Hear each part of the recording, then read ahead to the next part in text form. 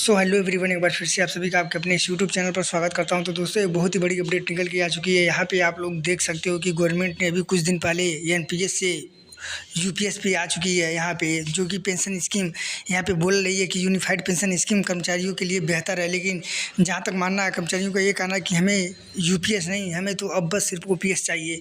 तो देख लेते हैं इसमें क्या क्या बोला गया है। कई सारे लोग नेता बोल रहे हैं कि यूपीएस सही है, और बहुत सारे ऐसे जो संगठन के मंत्री हैं वो बोल रहे हैं नहीं, हमें यूपीएस नहीं, हमें तो ओपीएस ही चाहिए। तो देख लेते हैं पूरी खबर। यहाँ पे लिखा है कर्मचारियों के बेहतर भविष्य को सुनिश्चित करेगा यूपीएस, ये विनीत कुमार का कहना है। तो इसमें देख लेते हैं क्या क्या बोला गया, इसमें कितने हद तक ये बात इन्होंने सही बोला है। तो यहाँ पे लिखा है कि प्रधानमंत्री नरेंद्र मोदी की अध्यक्षता में गत दिनों केंद्रीय मंत्रिमंडल की हुई बैठक में एकीकृत पेंशन योजना यूपीएस की मंजूरी दिए जाने से लगभग 23 लाख केंद्रीय कर्मचारी लाभान्वित होंगे। इस योजना से पूर्वोत्तर रेलवे के वाराणसी मंडल क्षेत्र में कार्यरत रेल कर्मियों को एक बड़ा वर्ग लाभान्वित होगा। यह कहना है कि वाराणसी रेल मंडल के मंडल रेल प्रबंधक विनीत कुमार श्रीवास्तव का।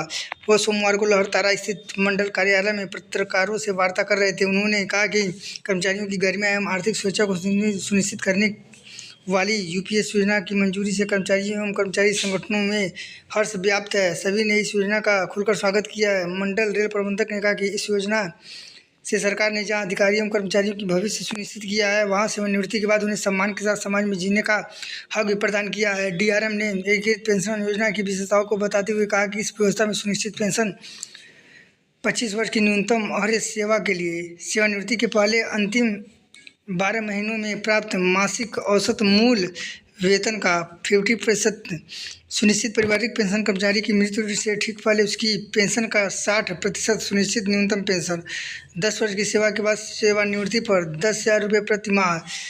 फिर कह रहा है कि महंगाई सूचकांक सुनिश्चित पेंशन पर, सुनिश्चित पारिवारिक पेंशन पर और सुनिश्चित न्यूनतम पेंशन पर औद्योगिक श्रमिकों के लिए अखिल भारतीय उपभोक्ता सूचकांक के आधार पर महंगाई राहत, सेवानिवृत्ति के समय ग्रेजुएटी के अतिरिक्त एक मुक्त भुगतान, सेवा के प्रत्येक पूरे 6 महीने के लिए तथा सेवानिवृत्ति की तिथि पर मासिक परिलब्धियों का 1/10वां हिस्सा सम्मिलित है। उदाहरण स्वरूप, यदि कोई कर्मचारी 30 वर्ष की सेवा के बाद सेवानिवृत्त हो रहा है तो उसे 6 माह की सैलरी एक मुक्त मिलेगी। इस भुगतान से सुनिश्चित पेंशन की धनराशि कम नहीं होगी। इसके अतिरिक्त सरकार द्वारा कर्मचारियों के लिए यूपीएस एवं एनपीएस में किसी भी योजना में शामिल होने का विकल्प भी दिया गया है।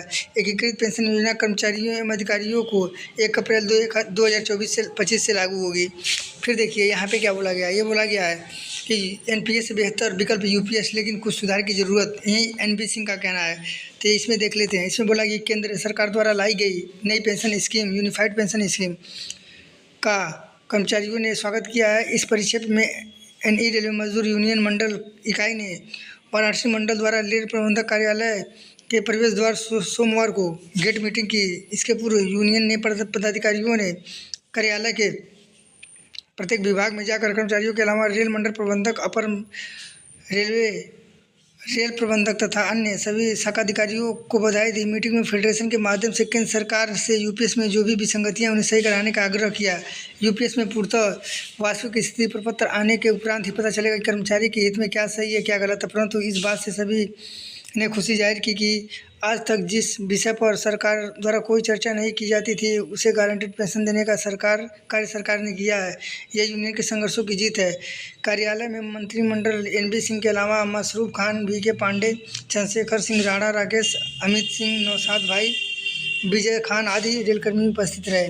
फिर यहाँ पे देखिए बोला है, यहाँ पे कोई और बोल दिया एनडी रेलवे मेंस कांग्रेस ने कि यूपीएस महज छलावा, ओपीएस से कम कुछ भी स्वीकार नहीं। तो इसमें देखते हैं क्या बोला है। बोला कि यूनिफाइड पेंशन स्कीम यूपीएस कर्मियों के साथ छलावा है। यह किसी भी सूरत में ओल्ड पेंशन स्कीम का विकल्प नहीं हो सकता। यूनिफाइड पेंशन स्कीम का मुखालफत करते हुए सोमवार को यह बातें एनडी रेलवे मेंस कांग्रेस के राष्ट्रीय अध्यक्ष अखिलेश पांडे ने कही। उन्होंने कहा कि लोगों को कटघरे में लेते हुए कहा कि जो लोग यूनिफाइड पेंशन स्कीम का गुणगान और उसकी उपलब्धियां गिना रहे हैं, वही लोग इनमें विसंगतियों के मौजूद होने के भी बात करने लगे हैं। फिर कहा कि मेंस कांग्रेस के नेता ने कहा कि इससे साफ हो जाता है कि यह नई व्यवस्था छलावा के अलावा कुछ भी नहीं है। सरकार से गलवाहियाँ करने वालों ने रेल कर्मियों को धोखा देने का कार्य किया है।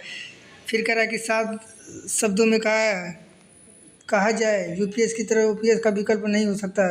श्री पांडे ने जोर देकर कहा कि ओल्ड पेंशन स्कीम से कुछ भी हमारी यूनियन को मंजूर नहीं है। तो यहाँ पे देखिए साफ साफ ये बोला जा रहा है, कई सारे नेता बोल रहे हैं कि यहाँ पे हमें ओल्ड पेंशन की स्कीम के अलावा और कोई स्कीम नहीं चाहिए, अपना यूपीएस रखो और हमें ओल्ड पेंशन स्कीम बहाल करो। तो दोस्तों यहाँ पे बहुत सारे लोगों को परेशानी हो रही है, क्योंकि यहाँ पे सिर्फ और सिर्फ जो वो आप रिटायरमेंट होंगे तो वहाँ पे सिर्फ 6 महीने का ही राशि आपको मिलेगा एक मुश्त, बाकी जो होगा आपको पेंशन के रूप में 50% देगा। ये नहीं कि आपका जो पैसा जमा हो रहा है उसको एक बार में दे दे। तो ये ओपीएस के बराबर नहीं हो सकता यूपीएस। तो दोस्तों ज़्यादा से ज़्यादा वीडियो को शेयर करें ताकि हर एक कर्मचारी को ये बात पता चले। मिलते हैं नेक्स्ट वीडियो में, तब तक के लिए जय हिंद, वंदे मातरम।